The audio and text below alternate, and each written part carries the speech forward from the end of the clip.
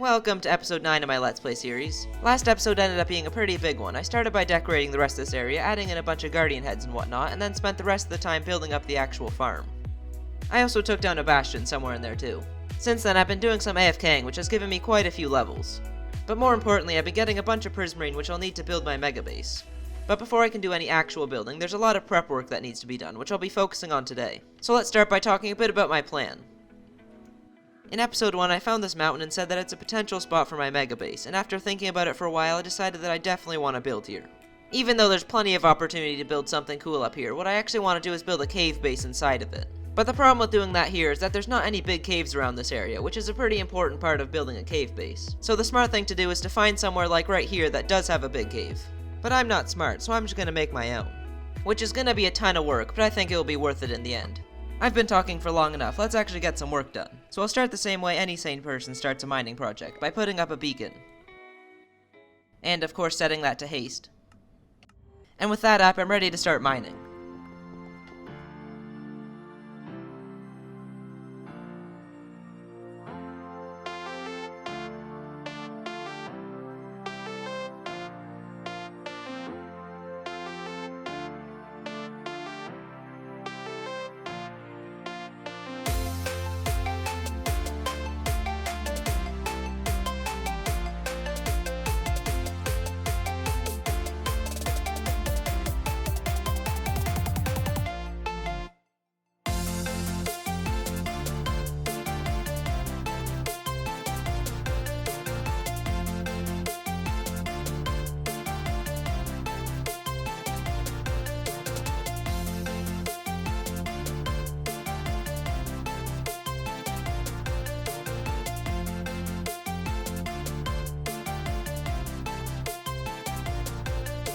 I only have the first couple of layers dug out so far, but hopefully that should be enough to give you a sense of scale for the project.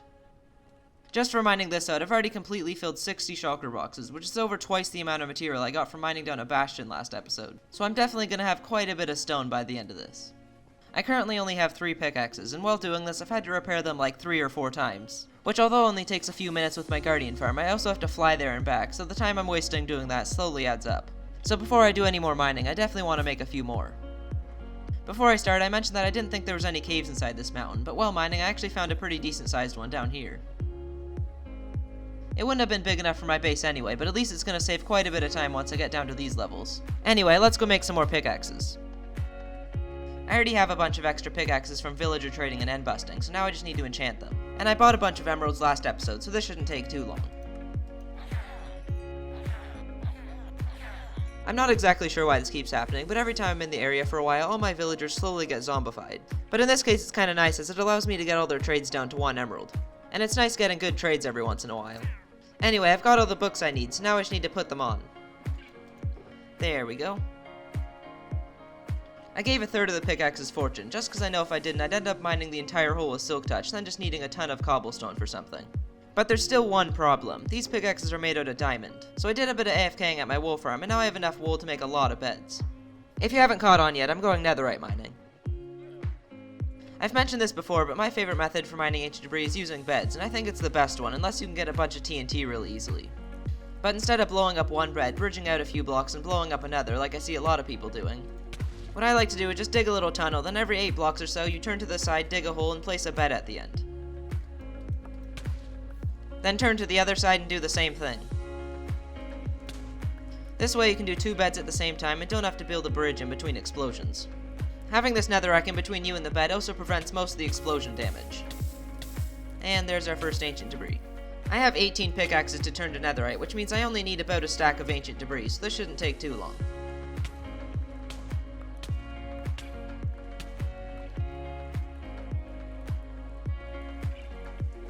Alright, I now have enough for all the pickaxes, plus a little bit extra, because I keep running out of netherite for some reason.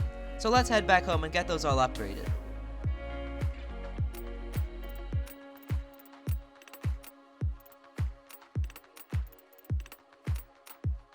Much better.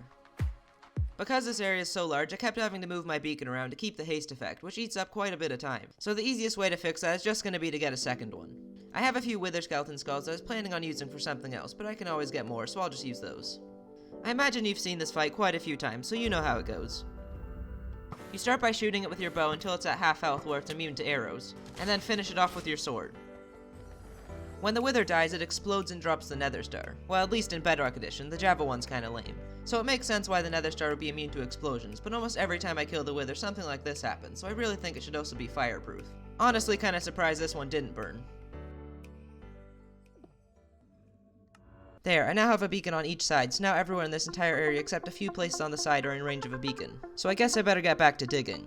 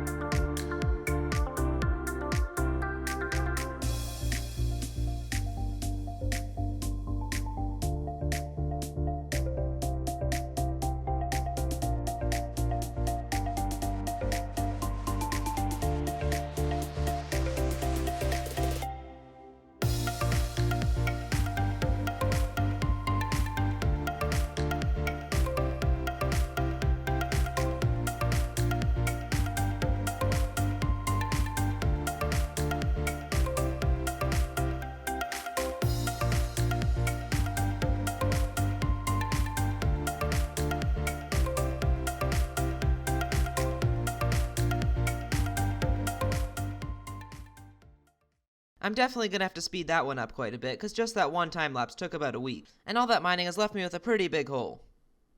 I'm currently playing on a realm, which unfortunately caps your render distance at 10 chunks, so when standing on one end looking to the other, it looks really foggy, but I guess that shows you how big this place really is. While digging this out, I've so far found 3 monster spawners. The first one, which is right here, is a zombie spawner, and then I found a spider spawner down in this cave, as well as a second spider spawner down by one of my beacons. And as you can see here, I also dug through a mine shaft, so it's also possible there's a cave spider spawner or 2 in there. Oh, so the reason this one's surrounded with wood is so I didn't accidentally break it while I was destroying everything around it. I'm not sure if these spawners will be useful, but at the very least, they're pretty cool to have. As completely unnecessary as it is, I've been keeping every single block that I mine from this. And the thing that surprised me most is the sheer amount of clay you get from mining in a lush cave. On top of that, I've also been getting a bunch of different ores, which I'll probably mine down with fortune at the end of the episode, so that should be fun. It's also making me really look forward to getting down to diamond level.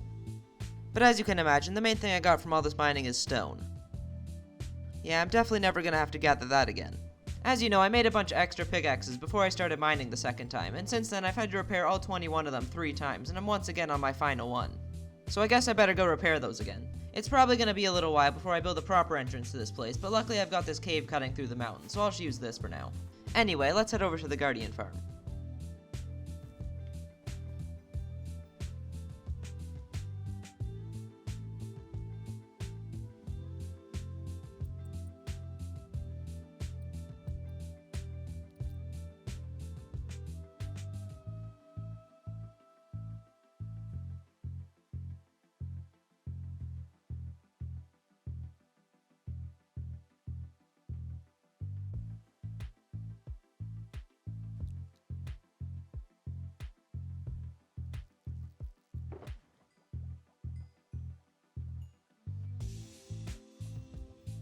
In all the time I've spent here repairing tools, there's been a few improvements I've made to the farm. The first thing I did was add a layer of slabs on top of my AFK platform, just so I didn't have any phantoms spawning.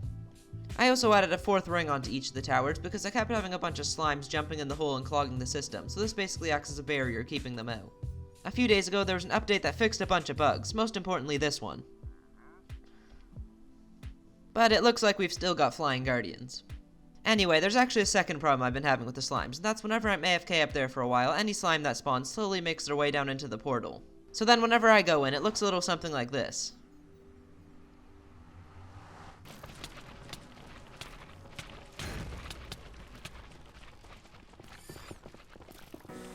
And that's just after a little bit of AFKing. This is what it looked like a few days ago when I AFK'd overnight.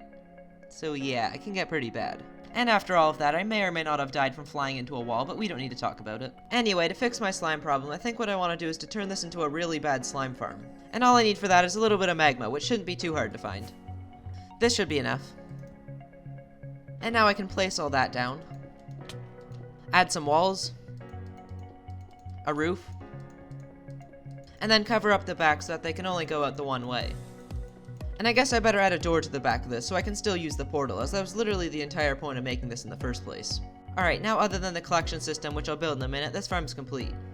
So basically how it works is I'll put my second account inside this room here, then whenever a slime comes out of the portal, it will pathfind towards me and die on the magma. Oh, so I should probably switch this to an iron door, because apparently piglins can open doors.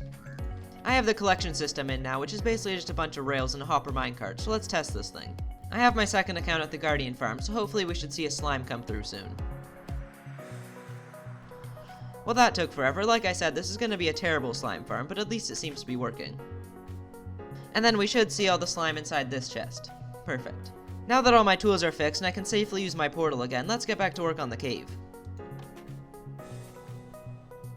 Every block of this place so far has been hand mined, which takes quite a while, as every one layer of this place is about 15,500 blocks. And I've mined 50 so far, which is about 800,000 blocks. So for the last 40 layers, I think I want to use some other methods. The obvious and probably best thing to do is to use a bit of TNT. But before I do that, there's one other thing I want to try. This is probably a terrible idea, but I'm going to try it anyway. So I'm basically just letting it shoot me and dodging all the heads so it blows up a bit of the ground, but that only does like 6 or 7 blocks at a time, so it doesn't work very well. This place is also pretty dark, so it's really difficult to keep track of it. I think it'd be better to spawn it a little bit lower and let it fly through all the walls instead, so let's try that now. Well, I mean, I guess I better kill this one first.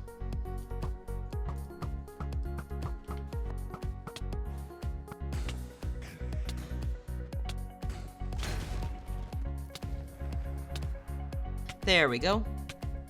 I also just went ahead and switched my beacons to regeneration, just because in Bedrock Edition, where the wither's actually difficult, if you get hit by the wither even once, you have the wither effect for like 40 seconds, so this kinda works against that. Anyway, let's try this again. So I think what I want to do is to get it down to half health so that it starts using its charge attack on me, which should break through quite a few blocks. Already, this seems to be working a lot better. Alright, it's at half health now, so we should start seeing its charge attacks. There we go. I'm personally not a big fan of knockback, so I don't have it on my main sword, so I made this diamond sword just so I can smack it around a bit. Yeah, this is working a lot better. It's already cleared out a ton of blocks. It looks like there's actually a 4th spawner here, so I definitely need to keep the wither away from that. I've only got a couple more hits before it dies, but it's probably good anyway. It's starting to get pretty laggy from all these blocks. And there it goes. That worked out surprisingly well, actually.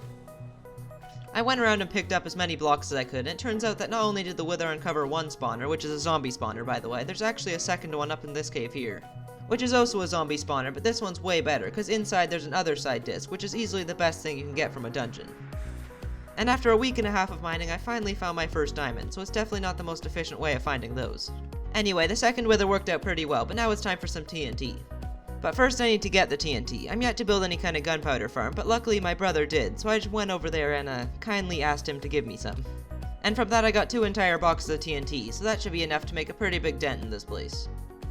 Rather than just covering this whole place in TNT, instead what I'm doing is just digging down 10-20 blocks and filling it up with TNT like this.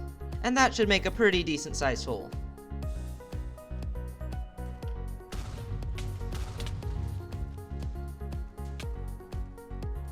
And now I just need to do that a few more times.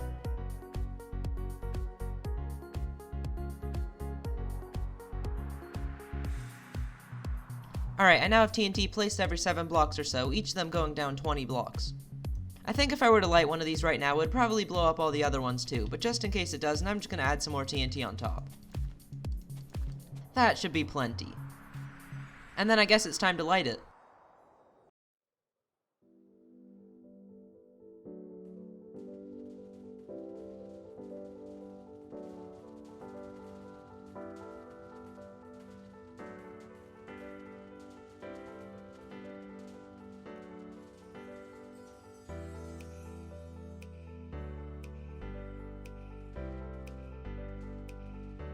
I probably could have put the TNT a little bit closer together, but overall that did quite a bit of damage.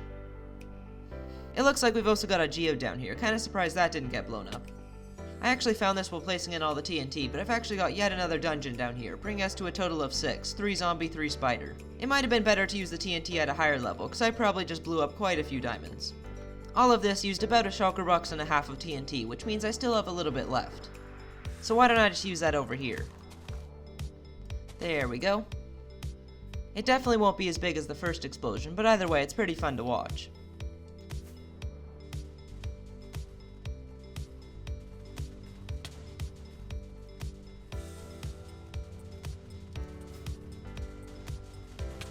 And just like that, I am now out of TNT. That's definitely going to save quite a bit of time. I forgot to mention this earlier, but I did also waterlog all the spawners so that I didn't accidentally blow them up, and I'd say without that I probably would have lost about 4 of them. But that's all the withers and TNT I have, so I guess I better get back to mining it out by hand.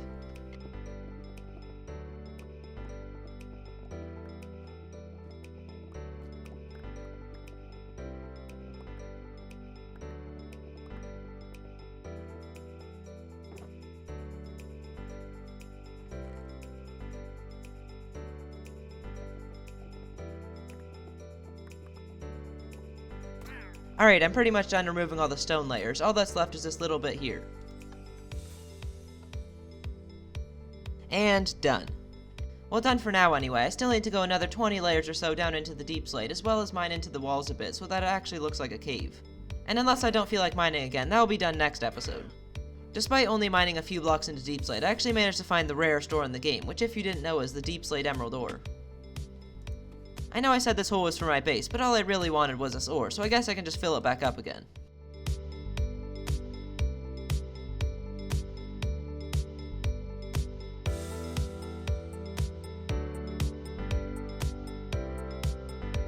Obviously joking, I can't even imagine how long it'd take to fill this thing back in. Like I said, I'm not quite finished yet, but so far I've removed about 1.1 million blocks, and doing that used about 80 pickaxes worth of durability and filled quite a few chests. So obviously this place is pretty big, but to show you how big it really is, I thought it'd be cool to head over to a creative test world and do a few size comparisons. And the first thing I want to try putting in here is a bastion. This is a treasure room bastion, which I believe is the biggest of the 4 types, and as you can see it doesn't even take up a quarter of this space. Also, doing this does not feel right. Anyway, the next thing that I want to try is an ocean monument. Not gonna lie, I thought it was gonna take up a lot more space than that. I was expecting the structures to go up in size, but now that I see it, I think the monument might actually be smaller than the bastion. I'd say it takes up a quarter of the floor space, but you need about 2.5 of them in order to reach the ceiling. And the last thing I want to try is arguably the biggest structure in the game, the woodland mansion. It's definitely the biggest of the 3 so far, but in here it still doesn't even look that big. I'd say that you'd need at least 4 or 5 of them to fill this place entirely. So I think it's safe to say that this is a pretty big area. Also, I just realized I've taken down 2 of the 3 of these structures, so if I ever need a bunch of dark oak wood, I might have to get this one too. Anyway, back in Survival now, the original plan to end the episode was to mine through all these ores using fortune, but since I'm not done digging yet, I think I want to wait until I have all the ores. So that's going to be it for me today. Thanks for watching and see you all in the next episode.